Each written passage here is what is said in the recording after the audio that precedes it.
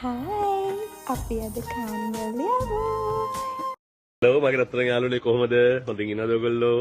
Guess කරන්න බලන්න අපි මේ කොහෙද ඉන්නේ කියලා. හරියටම හරි. ඉතින් ඔය තියෙන්නේ නුවර වැව. හරි.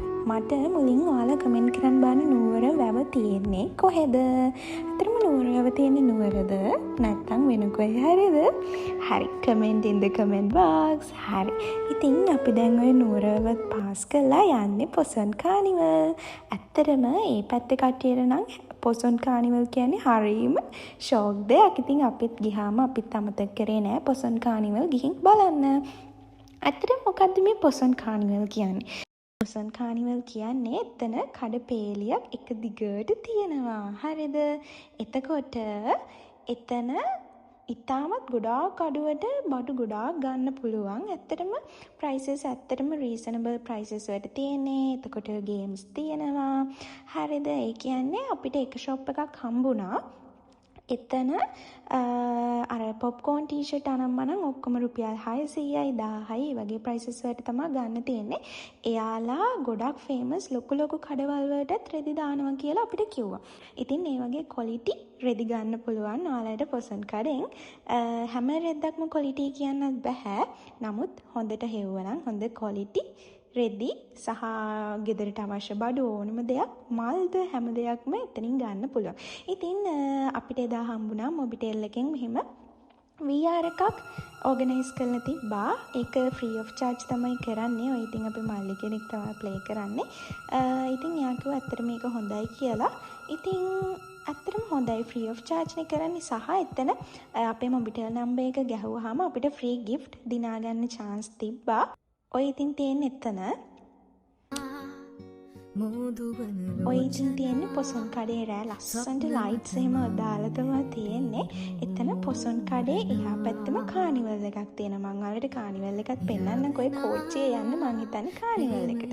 එතකොට එතන මේ වගේ ලස්සන මිකි මවුස් කෙනෙක් ඉඳියා. ඔය ඉන්නේ අපේ අත්තම්මලා දෙන්නේ කක්කයි නංගි.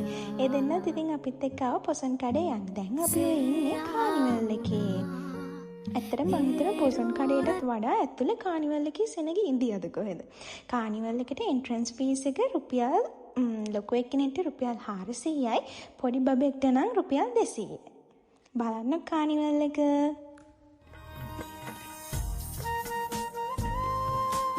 ඉතින් ඔය එක ගේම් එකක් ප්ලේ කරන්න රුපියල් 500ක් තමයි අපිට ගියේ. මං හිතන්නේ පොඩි බබාලට කෝච්චි එහෙමත් තිබ්බා. ඒව නම් ගාන රුපියල් 250ක් වගේ තමයි මට කිව්වේ. මම දන්නේ නැහැ හරියට. ඔය වගේ ඒවා ප්ලේ කරන්න නම් රුපියල් 500ක් ගියා. ඉතින් අපිත් ඕකේ යන්න අමතක කරේ නැහැ. මේක නම් වැඩක් නෑ. අපිට තමයි බැරෙන්නේ. ආඩ මොකද හිතන්නේ? හරිම දුකයි. ඒකට මොකද හිතන්නේ? මට අර කියන්න. ආඩත් හරි තමයි යන්න. ටිකට් ගත්ත එක. ඒකත් පොඩි ආද නැති. අර විදිහට බයි දෙන්න බයි. බයි නේ. බයි.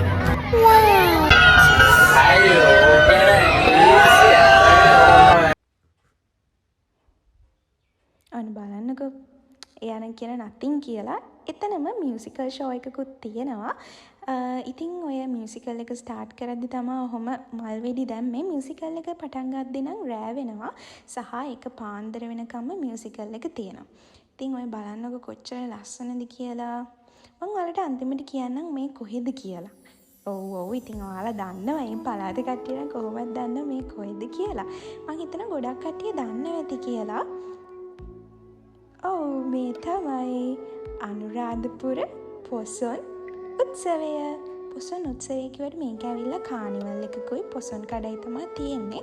බලන්නකෝ ඉතින් ලස්සන පොසොන් පහ වුණත් දැන් අපි මේ සතියකට විතර පස්සේ තමයි ගියේ. ඒත් කානිවල් පොසොන් කඩ තිබ්බා. ඉතින් ඊට පස්සේ අපි ගෙදර ගියා. Bye. Thanks for watching. Follow my channel for more videos. Bye bye.